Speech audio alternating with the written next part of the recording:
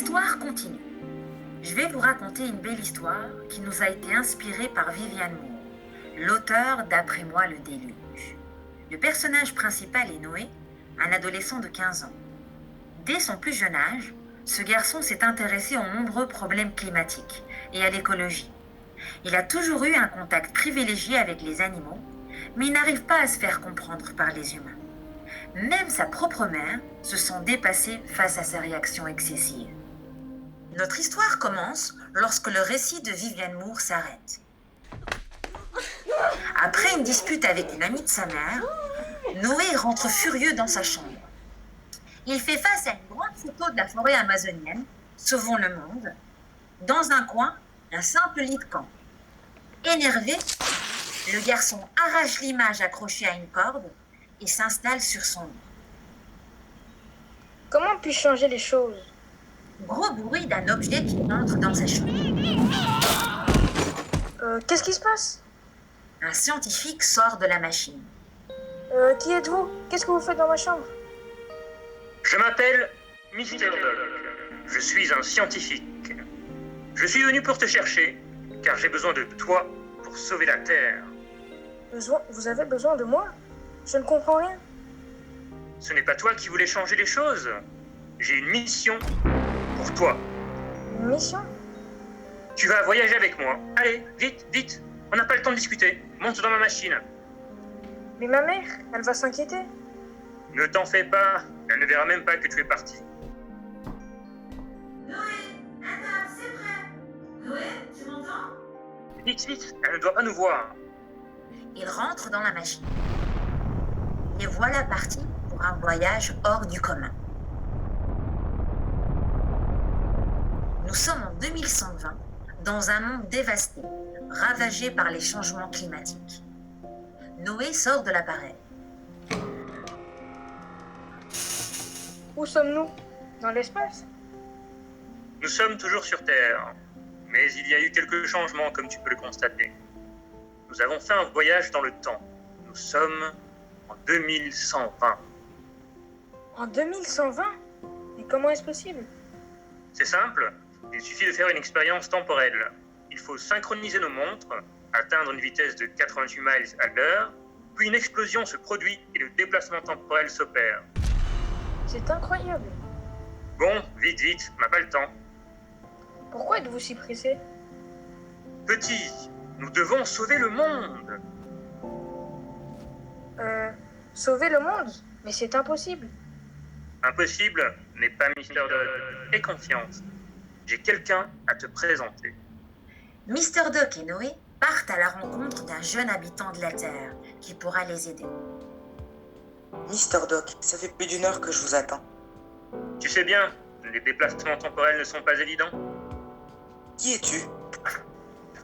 Je m'appelle Noé, j'accompagne Mr. Doc. Waouh, trop cool ton t-shirt. Mon grand-père en avait un qui ressemblait au sien. On en trouve plus des comme ça. Tu l'as eu où? Allez, allez, on n'a pas le temps de faire du shopping. Que doit-on faire de si urgent? Noé, il faut que tu comprennes quelque chose. Notre planète Terre vit ses dernières heures. Nous mourrons tous si nous n'agissons pas au plus vite. La montée des eaux a fait disparaître de nombreux pays. Du coup, nous avons des territoires surpeuplés par des gens qui ont dû fuir et tout abandonner. Nous n'avons presque plus d'eau potable et la nourriture se fait rare. Il ne pleut presque jamais et il fait extrêmement chaud. Je m'en doutais. Je savais bien que ça se terminerait comme ça. Comment puis-je vous aider?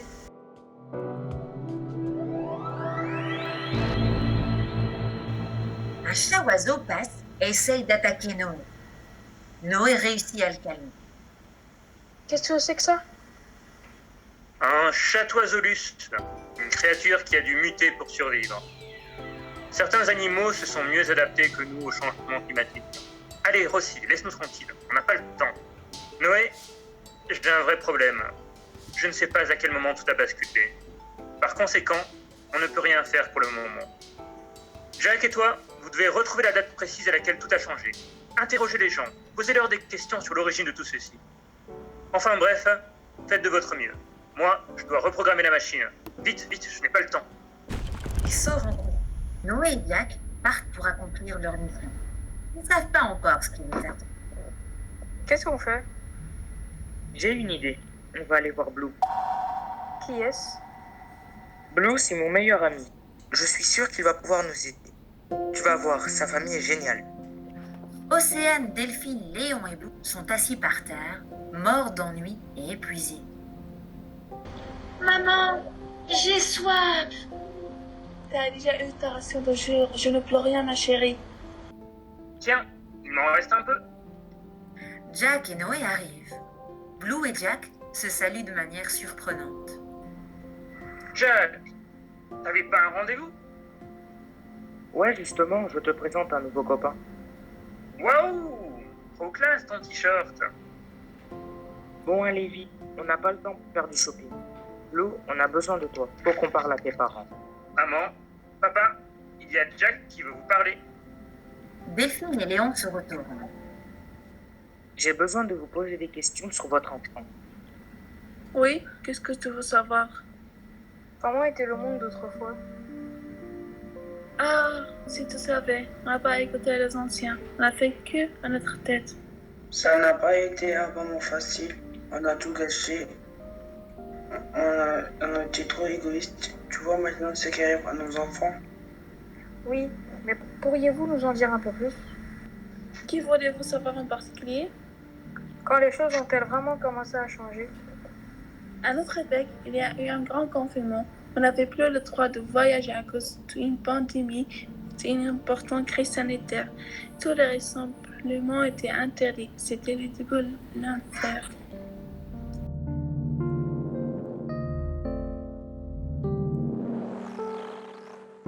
Tout passait par Internet, nous laissant ces données à distance.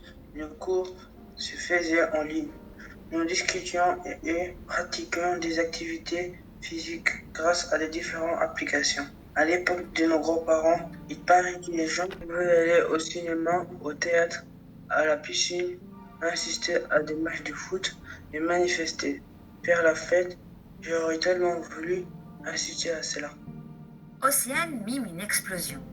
Elle ne parle pas, mais pousse des petits cris pour attirer l'attention de sa mère.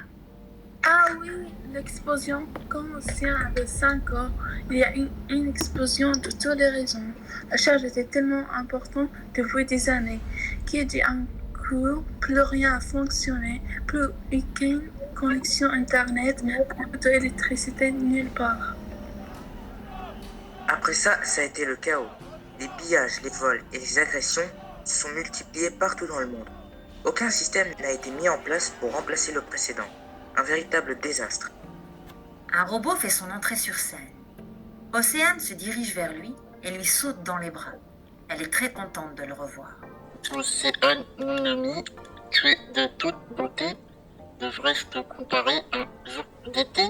Non, tu es pas jolie et pour s'assurer de t'avoir mes yeux en manquer. Mais qu'est-ce qu'il raconte? Ah ah, c'est notre robot, Terminator. Il parle toujours en faisant rimer les mots. Ma sœur et lui sont amoureux. Terminator, je te présente Noé. Bonjour à toi, l'homme d'autrefois. Bonjour. Ce sont les seuls outils technologiques qu'il nous reste. Ils sont très rares, très chers et très recherchés. Donc, dès qu'un étranger arrive, Terminator part se cacher. Des indices que tu recherches pour ta quête, je peux t'aider à retrouver le temps où tout a basculé. Comment savez-vous cela? Dans tes pensées, je peux me plonger car elles ne sont pas cryptées. Tu viens du passé. Oui, j'ai fait un bond de 100 ans. Dans ce temps-là, Zeta, la fin créa déjà. Mais le monde n'écoutait pas. Pourtant, elle rassemblait tous les jeunes à la fois. Elle avait raison, cet enfant-là. De qui parle-t-il? Je crois qu'il parle de Greta Thunberg. Oui, c'est bien elle. Greta Thunberg, c'était la partie émergée de l'iceberg. Peut-elle nous aider? Toi seul peux trouver la clé, mais une magicienne va vous informer. Magicienne? J'en connais une qui s'appelle Pincha. Allons la voir, elle accomplit des miracles. Noé, Blue et Jack partent à la recherche de cette magicienne. Ils parcourent des centaines de kilomètres sans jamais se détourner de leur but. Ils traversent des montagnes glacées, des déserts sans aucune trace de vie. Au sommet d'un volcan, ils arrivent épuisés devant une vieille cabane. La magicienne qui parle notamment espagnol est en train de préparer du thé. Bonjour, Pincha. Hola, mia linda. ¿Cómo va? Ça va. Merci, Pincha. Je te présente mes amis, Noé et Jack. Noé et Jack, voici la magicienne dont je vous ai parlé. Ravi de vous rencontrer. Mes petits, vous semblez très fatigués. Puis-je vous offrir du thé? Avec plaisir. Pincha sert un verre de thé à chacun de ses invités. Alors, qu'est-ce qui vous amène ici? Nous cherchons une solution pour sauver le monde. Nous avons besoin de retrouver un moment précis pour changer de choses avant qu'il ne soit trop tard. Terminator nous a conseillé de venir vous voir. Qu'en savez-vous du monde d'autrefois? La magicienne regarde à l'intérieur de sa tasse. Je vois le monde d'autrefois. Je vois des dinosaures, des mammouths. Pincha, pas aussi loin. Nous recherchons un moment clé dans l'histoire des hommes. Vous en connaissez un? Un moment clé? Il y a 100 ans, j'étais en train de faire un tour de magie extraordinaire quand une alerte sonna. On nous dit que l'épidémie était là, que nous devions arrêter toutes nos activités extérieures et rester chez nous. Pour moi, ce fut le moment où tout bascula. J'ai dû changer de métier et j'ai décidé de venir habiter ici toute seule et de cultiver mon propre thé et de bons petits légumes. Le Covid-19, il est apparu en Chine en décembre 2019. Ensuite, il s'est répandu en Europe en 2020. En Belgique, le confinement a débuté le 17 mars. Doit-on retourner à cette époque? Comment lo quieres, joven? Quoi? Comme tu veux, jeune homme. Elle aime bien parler espagnol. C'est la langue de ses ancêtres. Merci Pincha. Si te regresa al año 2020, diles a los de proteger los insectos y las plantas, de aprender a vivir con la naturaleza, porque eso es la cosa más importante. Si tu retournes en 2020, dis-leur de protéger les insectes et les plantes. D'apprendre à vivre avec la nature parce que c'est le plus important. Merci beaucoup, madame. Buena suerte. Les garçons reprennent la route. Tout à coup, ils entendent de la musique. Mais qu'est-ce que c'est que ça? De la musique. La musique est interdite. Quoi? Oui, c'est très dangereux pour les oreilles. Ça peut nous abîmer les tympans. Allons voir d'où ça vient. Tu es fou. Mais non, pas du tout. En plus, je connais cette chanson. Elle était très à la mode à mon époque. Blue, Jack et Noé s'approchent et découvrent un vieillard qui chante une petite chanson. Les jeunes de mon école écoutent cette chanson. Même moi, je la connais. Vous connaissez cette chanson, jeune homme? Comment est-ce possible? Je viens du passé et je suis en mission. Ah, je tourne un moment. Pour moi, cette chanson représente la dernière année avant le drame. Vraiment? Oui. À l'époque, nous ne nous rendions pas compte que nous jouons nos derniers instants de liberté. Nous étions tellement connectés que nous ne partageons plus de moments en famille ou entre amis. Le jour où le clip est sorti a été les derniers moments de joie pour nous. C'est donc à ce moment-là que je dois retourner. Si tu peux retourner, dis-leur de limiter l'utilisation d'Internet, de prendre soin les uns des autres, de partager les ressources. Comment faire pour qu'ils... Parle aux autres, sois patient et fais de tout pour que les choses changent. Tu peux y arriver, j'en suis sûr, mon petit. Vis avec ton temps, utilise la musique pour les convaincre. Quoi? La musique peut nous aider? Bien sûr, je crois que c'est le meilleur moyen de faire passer ton message. Écris une chanson. Moi? Tu dois raconter ce que tu as vu pour les gens t'écoutent. Je vais demander à Jo, la rappeuse la plus populaire de l'école, de m'aider. Bon, le temps presse. Nous devons retrouver Mr. Dog pour lui dire qu'il faut retourner à notre époque. Nous avions les clés en main depuis le début de cette histoire. Les garçons courent pour rejoindre le scientifique.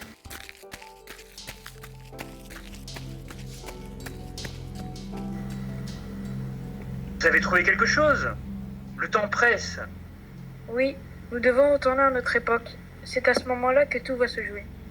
Je peux vous accompagner? Jack, tu sais bien que ce n'est pas possible. Ton voyage risquerait de changer le cours de l'histoire. Tu n'existais même pas encore en 2020. Il faut laisser les choses ainsi. Au revoir Noé, merci pour tout et bonne chance. Merci mon ami. Avant de partir, je veux que nous échangeons nos t-shirts pour que tu gardes un souvenir de moi. Bon, d'accord, mais faites vite. Noé et Jack échangent leurs t-shirts. Mr. Doc et Noé remontent dans la machine en saluant leurs amis. Noé retourne dans sa chambre. Noé, Adam, que fais-tu dans ta chambre depuis des heures? Je me prépare à sauver le monde. Et comment comptes-tu t'y prendre? Je n'ai pas le temps de t'expliquer car je dois aller voir une amie. Quelle amie? Au revoir maman, à tout à l'heure. Décidément, je ne le comprendrai jamais. Noé se rend chez Joe. Salut Joe, ça baigne? Qu'est-ce que tu veux? T'es pas en train de sauver tes baleines à bosse? J'ai besoin de toi. Ah bon? Noé, le plus paumé de l'école, a besoin de l'aide de la grande Jo. C'est bien ça. D'accord. Qu'est-ce que je peux faire pour toi? Je veux que tu m'aides à écrire une chanson, un rap que tout le monde va écouter. C'est ce que je fais tous les jours. Oui, mais cette fois-ci, tu dois écrire un tube qui va changer le monde, sauver la planète Terre. Comment va-t-on? Hello. Écoute, je vais te raconter une histoire, mais tu dois me promettre de garder le secret. Bouche cousue. J'ai pu voyager dans le temps grâce à un ami scientifique. Si nous n'agissons pas maintenant, notre Terre est vouée à disparaître. Ok, j'ai peut-être un truc pour toi. Hello.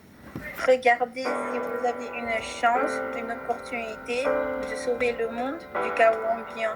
Est-ce que vous la prendriez ou la laisseriez-vous filer? Yo, votre attention, ce petit mec, c'est Noé.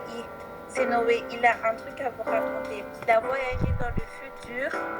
Je vous jure, c'est vrai, il a vu la détresse, le stress de la planète. Alors s'il vous plaît, asseyez-vous près d'une rivière, écoutez le bruit de l'eau sur la terre, dites-vous qu'au bout, il y a la mer et que ça n'a rien d'éphémère.